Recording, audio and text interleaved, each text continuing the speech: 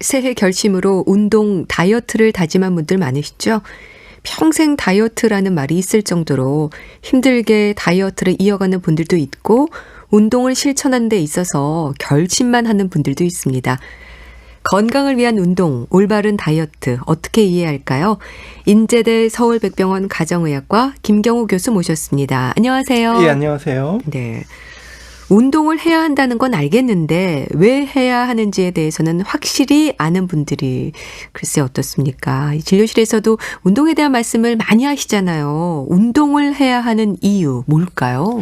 네, 너무 이유가 많아서 한마디로 말한다면 만병통치약이 아닐까 싶습니다. 운동이라는 것이요. 네. 그래서 적당히 꾸준히 운동을 하시는 분들은 이제 총체적으로 사망률을 감소시키고 각종 암도 덜 걸리시고 또 우리가 중풍이나 심장병이라고 부르는 심내혈관 질환이 또 예방이 되고요. 또 이러한 암이나 심내혈관 질환을 이미 한번 앓으셨던 분들이 다시 일상생활로 돌아올 수 있는 재활에도 이런 운동이 아주 필수적이 되겠고요. 네. 또 이제 잘 아시는 것처럼 여러 가지 비만이라든가 또 이러한 비만으로 생기는 고혈압, 당뇨, 고지혈증 이러한 대사성 질환에도 운동이 매우 좋은 영향을 주겠고요. 또 우리가 근골격계 질환에서 생기는 여러 가지 골다공증이라든지 또 골절이라든지 또 류마티스 관절염이나 퇴행성 관절염이 있으신 분들에게서도 이런 운동을 통해서 기능 향상이 좋아지고 또 이제 우리 정신 건강에서도 이런 운동이 우울증이나 불안, 스트레스, 또 불면증, 또 치매 예방이라든가 이런 심리적인 안정감에도 매우 유익한 영향을 주겠습니다. 네. 사실 우리 몸은 정직하다고 하잖아요. 운동을 한 사람과 안 한 사람 차이가 많죠. 예, 그렇습니다. 이제 겉으로 봐도 차이가 나고 또 속으로 봐도 차이가 나는데요. 예. 같은 체중에 또 나이가 같은 분이라고 하시더라도 운동을 하신 분은 확실히 이제 겉으로 보기에도 이제 뱃살도 적고 또 어떤 우리가 건강검진을 통해서 또 여러 가지 혈액 검사라든지 이런 걸 봤을 때도 혈당이라든가 콜레스테롤 혈압도 훨씬 좋으시고 네. 또 골다공증도 적고 그래서 운동하신 분이 확실히 여러 가지 건강 면에서 이득이 많습니다. 운동과 다이어트 얘기도 많습니다. 운동을 통해서 다이어트 효과를 얻어야 한다. 다이어트부터 하고 운동을 시작해야 한다. 의견들이 많으신데 어느 쪽이 효과가 더 좋을까요? 예, 보통은 이제 운동과 다이어트는 이제 동시에 해야 되고, 예, 어느 것 하나 소홀히 하실 수 없겠지만은, 네. 우선 이제 체중을 줄이셔야겠다고 또 진료실에서 말씀을 드리면, 환자분들의 반응이 개인의 선호도에 따라 좀 차이가 나는데, 네. 운동을 해야겠다 이렇게 하시는 분들 계시고요. 이런 분들은 보통 이제 전에 꾸준히 하던 운동들을 최근에 못 하시게 된 경우에 내가 운동을 안 해서 체중이 늘었나 보다 이렇게 생각하시는 경우도 있겠고 또 어떤 분들은 또 이제 좀 체중을 줄이셔야 되겠다고 말씀드리면 이렇게 업무적으로 저녁에 뭐 술자리나 회식이 많다 이렇게 또 말씀하시는 분들이 계신데 네. 또 이런 분들은 이제 식사 조절부터 해야 되겠다 이렇게 또 생각하시고 또 이러한 업무적으로 이런 회식이 많으신 분들은 이런 회식 자리에 또 참석은 하셔야 되니까 참석은 하시되 다른 뭐 아침이나 점심을 좀 줄이신다든지 술의 칼로리를 좀 줄여서 적게 드신다든지 이렇게 개인의 어떤 생활 환경에 따라서 본인에게 현실적으로 바꿀 수 있는 생활 습관부터 접근하시는 것이 현실적일 수 있겠습니다. 네.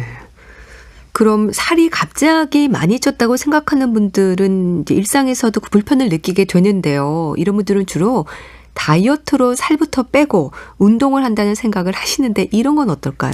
예, 그렇습니다. 특히 이제 체중이 많이 나가시는 고도비만이신 분들은 이 운동 조금 하시는 것 자체가 이제 힘드시고 이제 조금 시작하시고 나면 금방 피곤하고 또 여기저기 아프고 그래서 운동을 또 오래 못 하시는 경우가 있기 때문에 예. 이런 분들은 일단 운동은 가볍게 하시면서 주로 저칼로리 식사, 다이어트를 주로 하시면서 체중 감량을 하시면서 운동을 하시는 것이 좋겠고요. 필요한 경우에는 그 체중 감량에 필요한 약물 치료를 병행하시면서 네. 체중을 줄이면서 운동하시는 것이 보다 수월하고 또 장기간 유지하실 수 있는 방법이 될 수 있겠습니다. 근데 운동이라고 하면 일단 많은 분들이 좀 힘들다는 생각부터 합니다. 그런데 맞춤식 운동이라는 말이 있는 것처럼 자신의 건강 상태에 맞는 운동이라는 게 있을 것 같은데요.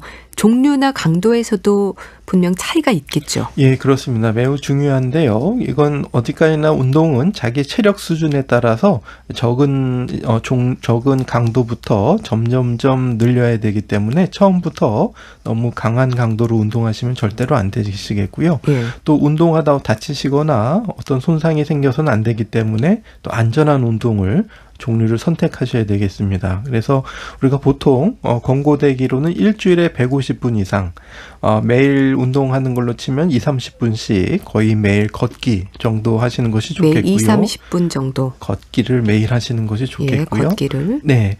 이런 걷기는 30분을 몰아서 하셔도 좋지만 이제 10분씩 나눠서 시행하셔도 유익할 수 있기 때문에 네. 30분 걷는 게 너무 힘들다 하시는 분들은 이제 10분씩 걸으셔도 충분히 유익하시겠고요.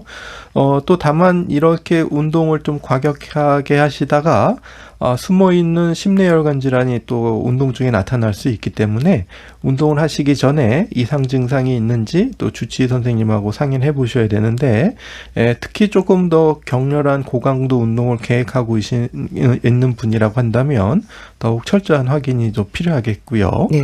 또 야외에서 운동하시는 경우에 이제 꽃가루에 민감하신 어떤 천식 환자분들이 있다든지 아니면 또 요즘같이 이게 추운 날씨에는 갑자기 이제 찬 공기에 노출됐을 때 천식이 갑자기 유발된다던가 아니면은 혈관 수축이 되면서 심근경색이나 뇌혈관 질환이 생길 수가 있기 때문에 네. 실내에서 이제 충분히 준비 운동을 하고 또 외부 상황에 맞춰서 운동 종류를 선택하시는 것이 필요하겠습니다.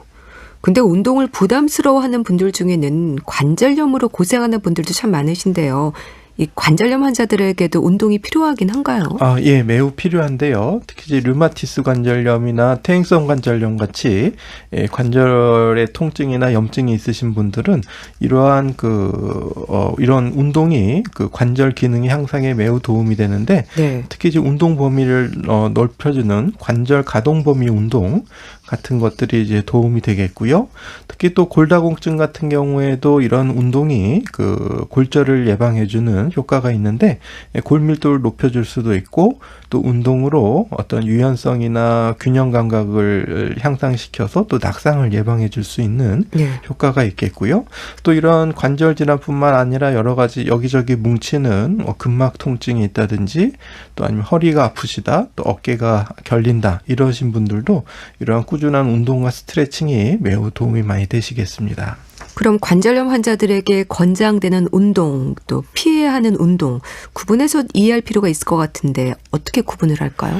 네, 우선 권장되는 운동은 이제 유연성을 좀 키워줄 수 있는 스트레칭이라든지 이제 전신 근육에 대한 스트레칭을 하신다든지 아니면은 장단지나 대퇴부, 아니면 허벅지 근육, 또 허리, 또 이러한 어깨 근육 같은 경우에 스트레칭이 좀 더 도움이 되시겠고요. 네. 특히 이제 허리가 아프신 분들은 이제 허리 주변의 근육 그리고 우리 대퇴부 근육 같은 데 스트레칭이 허리의 유연성을 키워주는데 매우 도움이 되시겠고요.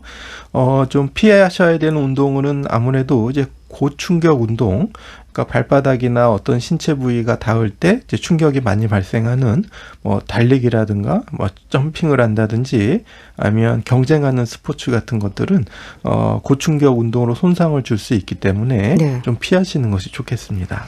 또 당뇨병을 비롯해서 고혈압이나 심장 질환으로 관리 중인 분들의 경우에는 어떨까요? 이런 경우에 또 삼가야 하는 운동이 있을 것 같은데요. 네, 그렇습니다. 우선 이제 당뇨병 환자분 같은 경우에는 어떤 치료 약물에 의해서 평상시에는 혈당이 잘 조절되다가 이제 운동을 갑자기 많이 하시게 되면 일시적으로 저혈당이 올 수가 있기 때문에 네. 혈당을 한번 운동 전후 중간에 측정해 보시는 것이 필요하겠고요.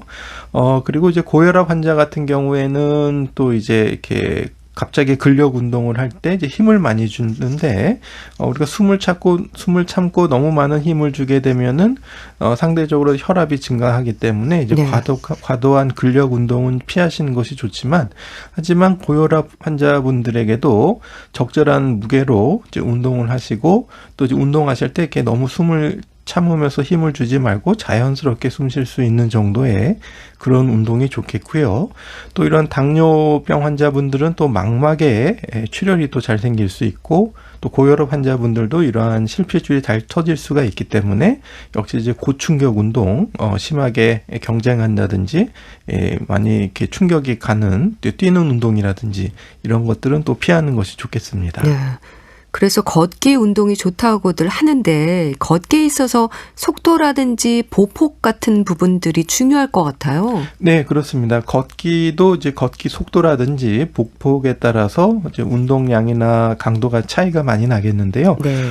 이제 걷기 하실 때는 평상시보다 약간 빠르게 또 약간 넓게 보폭을 하시는 것이 좋지만, 또 너무 무리하게 빠른 속도나 또 골반이 너무 흔들릴 정도로 무리한 보폭을 취하시게 되면 또 걷기에 이제 올바른 자세에 또 방해가 됐을 수가 있겠고, 또 이러한 너무 지나친 속보는 오히려 이제 심장이나 혈관 질환이 있으신 분들은 오히려 더 독이 되실 수가 있겠고, 네. 또 무릎이나 또 발, 허리 이런 관절에 무리가 될 수가 있기 때문에 올바른 자세를 취할 수가 있고, 약간 숨찬 정도의 그 정도의 어떤 속도라든지 보폭을 취하시는 것이 좋겠습니다. 네, 알겠습니다. 자, 건강을 위한 운동에 대한 말씀을 듣고 있는데요. 이제 리포터 동현 씨가 취재한 내용 들어보시죠. 올해는 정말 운동을 열심히 하려고 마음 먹었거든요. 3년 사이에 살이 20kg나 쪄서 숨도 가쁘고 무릎도 아프고 발도 잘 부어요. 그래서 보는 사람마다 왜 이렇게 살이 쪘냐고 하는데, 저는 갑상선에도 이상이 없고 별다른 문제가 없거든요. 그냥 밤에 많이 먹고 몸을 안 움직이니까 그러는 것 같아요. 이게 운동을 안 하는 게 습관이 되니까 운동을 못 하겠더라고요. 저처럼 무릎이 많이 아픈 사람은 계단을 올라갔다 내려갔다도 하지 말라고 하시는데, 엘리베이터를 타라고 하시는데, 그럼 무슨 운동을 해야 하는지 그것도 잘 모르겠더라고요. 3년 사이 20kg 가까이 체중이 늘었다. 급격히 체중이 좀 늘었는데 이렇게 체중에 대한 고민으로 진료실을 찾는 분들도 많으실 것 같아요. 예, 종종 계십니다. 그래서 이제 갑자기 체중이 많이 늘었다고 하시게 되면 우선 체중을 늘게 하는 질병이 생기진 않았나 살펴보는 것이 필요하겠고요. 네. 또 이제 주로 생활 환경 변화와 또 관련된 요인도 많은데요. 이제 남자분들 같은 경우에는 이제 군복무를 하시다가 제대하시고 이제 생활 환경이 이제 직장에서 이제 사무실 생활을 오래 하시면서 운동량이 줄고 또 술자리나 회식이 많아지면서 이제 갑자기 또 체중이 많이 느시는 경우가 있겠고, 네. 또 여성분들도 이제 결혼하시면서 식습관, 운동 습관에 변화가 오시거나 또 임신, 출산, 또 육아를 하시면서 체중이 많이 느시는 경우도 있겠고, 또 50세 지나서 이제 폐경기가 지나시면서 또 다시 체중이 또 많이 느시는 경우가 있어서 이러한 어떤 생활 환경의 변화도 살펴보시는 것이 필요하겠습니다. 이분은 갑상선 질환을 의심했는데 이상이 없었다고 하네요. 갑상선에 문제가 있어도 살이 찔 수 있긴 하죠. 예, 그렇습니다. 그래서 갑자기 체중이 늘었다고 하게 되면 내분비 질환, 특히 이제 갑상선 질환을 의심해 봐야 되는데, 예. 갑상선 기능 저하증 같은 경우에 이제 체중 증가가 되면서 피로감이라든지 또 기억력 감퇴, 또 추위를 잘 느끼고 집중력이 떨어지는 이러한 전반적으로 대사가 떨어지는 증상이 같이 동반되는지 확인하고 기능 검사를 해볼 수가 있겠는데요.